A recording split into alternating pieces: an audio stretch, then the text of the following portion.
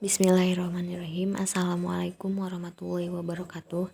Kami dari kelompok 1 akan mempresentasikan materi mengenai kompetensi pedagogik. Untuk yang pertama adalah latar belakang. Profesi guru merupakan bidang pekerjaan khusus yang memerlukan prinsip-prinsip profesional, yang dimana prinsip-prinsip tersebut mereka harus memilikinya. Yang pertama yaitu memiliki bakat, minat, panggilan jiwa, dan idealisme. Dan yang kedua, memiliki kualifikasi pendidikan dan latar belakang pendidikan yang sesuai dengan bidang tugasnya masing-masing. Dan yang ketiga, memiliki kompetensi yang diperlukan sesuai dengan bidang tugasnya. Dan yang keempat, mematuhi kode etik profesi. Yang kelima, memiliki hak dan kewajiban dalam melaksanakan tugas. Yang keenam, memperoleh penghasilan yang ditentukan sesuai dengan prestasi kerjanya. Yang ketiga, memiliki kesempatan untuk mengembangkan profesinya secara berkelanjutan. Yang kedelapan, memperoleh perlindungan hukum dalam melaksanakan tugas profesionalnya. Dan yang terakhir, memiliki organisasi profesi yang berbadan hukum. Selanjutnya, adapun tujuan. Yang pertama, mahasiswa dapat mengetahui pengertian kompetensi pedagogik. Yang kedua, mahasiswa mengetahui implementasi pedagogik yang dimiliki guru. Dan yang terakhir, mahasiswa dapat mengetahui indikator kompetensi pedagogik. Untuk selanjutnya ada pengertian kompetensi pedagogik. Nah, menurut Zulhima tahun 2015, kompetensi guru yaitu kemampuan yang harus dimiliki, dihayati, dan dikuasai oleh guru dalam menjalankan profesinya berupa kecakapan-kecakapan, keterampilan, dan juga sikap. Berdasarkan pengertian tersebut, dapat disimpulkan bahwa kompetensi guru merupakan kemampuan yang dimiliki guru berupa pengetahuan, keterampilan, dan juga sikap yang diterapkan dalam menjalankan profesinya sebagai pengajar dan juga pendidik. Selanjutnya di sini ada kompetensi pedagogik. Berikut ini adalah gambaran mengenai kondisi kompetensi pedagogik yang dimiliki oleh guru. Yang pertama ada penguasaan karakteristik perkembangan dan kemampuan fisik non-fisik terhadap peserta didik. Nah, di sini menurut Mulyasa terdapat 4 komponen yang harus dimiliki oleh seorang guru dalam memahami karakteristik siswa atau peserta didiknya, yaitu tingkat kecerdasan, perkembangan kognitif, kondisi fisik, dan kreativitas.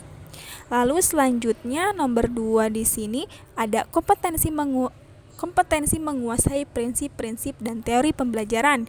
Menurut Permendiknas nomor 16 tahun 2007, terdapat 2 komponen yang harus dikuasai guru dalam menguasai teori dan prinsip pembelajaran,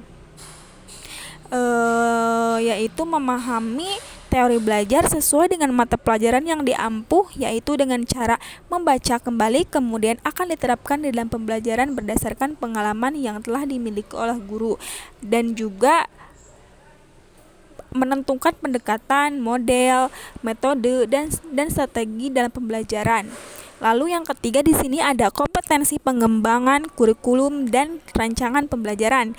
Menurut Permendiknas nomor 16 tahun 2007, terdapat 6 indikator yang harus dikuasai guru pada kompetensi pengembangan kurikulum dan rancangan pembelajaran, yakni memahami dan mengembangkan kurikulum.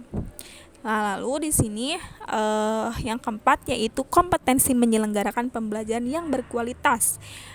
Nah, dikatakan oleh Kunandar pada 2009 mengatakan bahwa dalam proses pembelajaran prinsip utama yang harus dilakukan guru adalah melibatkan seluruh potensi dari siswa atau fisik dan non-fisik sehingga akan bermakna untuk kehidupan saat ini maupun masa depan. Lalu yang kelima di sini ada kompetensi memanfaatkan teknologi pembelajaran. Menurut Mulyasa mengemukakan bahwa guru dituntut agar dapat memanfaatkan teknologi pembelajaran, utamanya adalah internet, agar pemahaman guru terhadap teknologi pembelajaran dapat dimanfaatkan untuk membentuk kompetensi peserta didik. Lalu yang keenam di sini ada kompetensi berkomunikasi guru dan empatik. Dengan empatik, efektif dan satuan terhadap peserta didik. Nah, menurut Permendiknas nomor 16 tahun 2007 terdapat 2 hal yang harus dilakukan guru dalam melakukan komunikasi terhadap siswa, yaitu guru sudah berinteraksi dengan peserta didik, melalui komunikasi yang efektif, empatik dan berinteraksi dengan peserta didik melalui komunikasi. Lalu yang ketujuh ada kompetensi menyelenggarakan penilaian hasil belajar. Mulyasa 2008 mengatakan bahwa terdapat 3 komponen yang harus dilakukan guru dalam menyelenggarakan penilaian hasil akhir di kelas, yaitu ulangan harian, ulangan umum, dan ujian akhir. Nah, lalu di sini yang ke-8 ada kompetensi guru untuk melakukan tindakan reflektif sebagai peningkatan kualitas pembelajaran. Tindakan reflektif merupakan indikator dalam kompetensi pedagogik yang harus dimiliki oleh seorang guru. Menurut Permendiknas nomor 16 tahun 2007, terdapat 3 hal yang harus dilakukan guru dalam melakukan tindakan reflektif. Guru melakukan tindakan reflektif di akhir pembelajaran dan digunakan untuk perbaikan dalam setiap proses belajar mengajar. Baik, selanjutnya mengenai indikator kompetensi pedagogik yang berdasarkan Peraturan Pemerintah Nomor 18 Tahun 2007. Kompetensi pedagogik mempunyai dimensi sebagai berikut. Yang pertama, memahami siswa secara mendalam, yang meliputi memahami siswa dengan memanfaatkan prinsip-prinsip perkembangan kognitif serta prinsip-prinsip kepribadian dan mengidentifikasi bekal ajar awal siswa. Yang kedua, merancang pembelajaran. Merancang pembelajaran termasuk memahami landasan pendidikan untuk kepentingan pembelajaran, yang meliputi memahami landasan pendidikan, menerapkan teori belajar dan pembelajaran, menentukan strategi pembelajaran berdasarkan karakteristik siswa, kompetensi yang ingin dicapai, dan materi ajar, serta menyusun rancangan pembelajaran berdasarkan strategi yang dipilih. Yang ketiga, melaksanakan pembelajaran yang meliputi menata latar atau setting. Pembelajaran ini dapat dilakukan dengan melaksanakan pembelajaran yang kondusif. Yang keempat, merancang dan melaksanakan evaluasi pembelajaran, yang meliputi merancang dan melaksanakan evaluasi atau asesmen. Proses dan hasil belajar secara berkesinambungan dengan berbagai metode, menganalisis hasil evaluasi proses dan hasil belajar untuk menentukan tingkat ketuntasan belajar, dan memanfaatkan hasil penilaian pembelajaran untuk perbaikan kualitas program pembelajaran secara umum. Yang kelima, mengembangkan siswa untuk mengaktualisasikan berbagai potensinya, meliputi memfasilitasi siswa untuk mengembangkan berbagai potensi akademik dan non-akademiknya. Untuk selanjutnya yaitu pendekatan saintifik. Proses pembelajaran berbasis pendekatan saintifik terdiri atas 5 pengalaman belajar pokok yang dikenal dengan istilah 5M, yakni yang pertama mengamati atau observing, yang berarti melihat, membaca, mendengar, dan menyimak hal-hal atau fenomena yang ada di sekitar kehidupan. Kemudian yang kedua menanya atau questioning, yang berarti mempertanyakan sesuatu yang menjadi masalah dari apa yang telah diamati.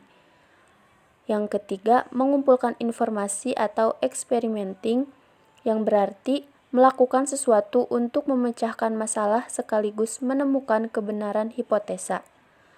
Kemudian yang keempat, menalar atau mengasosiasi, atau juga disebut dengan associating, yang berarti memahami, menganalisis, mengaitkan suatu konsep dengan konsep yang lain. Dan yang terakhir yaitu mengomunikasikan atau communicating, yang berarti mengkomunikasikan hasil kerja kelompok yang telah diolah dan disimpulkan. Selanjutnya, supervisi kunjungan kelas. Supervisi kunjungan kelas mempunyai 2 tujuan, yaitu tujuan umum dan tujuan khusus. Tujuan umum dari supervisi kunjungan kelas adalah mengembangkan kurikulum yang sedang dilaksanakan dan meningkatkan proses belajar mengajar di sekolah. Sedangkan tujuan khusus supervisi kunjungan kelas adalah memberi bantuan dan pelayanan kepada guru tentang cara guru mengajar yang baik dan perencanaan, pelaksanaan, dan juga evaluasi. Kunjungan kelas ini bertujuan memperoleh data mengenai keadaan sebenarnya selama guru mengajar, yang berfungsi sebagai alat untuk mendorong guru agar meningkatkan cara mengajar guru dan cara belajar siswa. Selanjutnya, menurut Sahertian, kunjungan kelas dapat dilakukan dengan 3 cara antara lain. Yang pertama, kunjungan kelas dengan cara pemberitahuan terlebih dahulu. Dampak positif pemberitahuan ini adalah adanya pembagian waktu yang merata bagi pelaksana supervisi terhadap semua guru yang memerlukannya. Dengan demikian akan tercapai efisiensi kerja dan meningkatkan proses pembelajaran. Negatifnya yaitu adalah guru tidak memiliki kesempatan yang lebih untuk melakukan bimbingan karena masing-masing sudah diberi waktu yang sama. Yang kedua yaitu kunjungan kelas dengan cara tanpa pemberitahuan terlebih dahulu.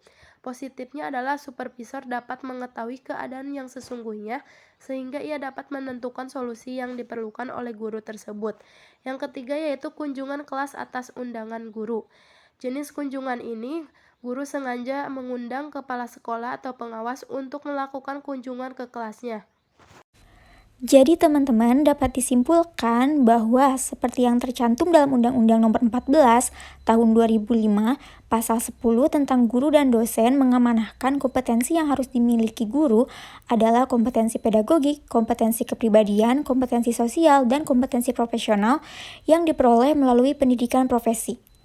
Kemudian, kompetensi pedagogik ini merupakan kemampuan guru dalam mengelola pembelajaran yang meliputi pemahaman terhadap permasalahan dan kebutuhan siswa, perancangan dan pelaksanaan pembelajaran, evaluasi hasil belajar, dan pengembangan siswa untuk mengaktualisasikan berbagai potensi yang dimiliki. Mungkin hanya itu yang dapat kami sampaikan. Harapan kami, apa yang kami sampaikan, teman-teman bisa memahami dengan baik dan teman-teman bisa mengaplikasikannya dalam kehidupan sehari-hari. Kami juga mohon maaf bila ada kesalahan. Dan kami juga mengucapkan banyak-banyak terima kasih kepada teman-teman yang sudah menyimak sampai akhir. Wassalamualaikum warahmatullahi wabarakatuh.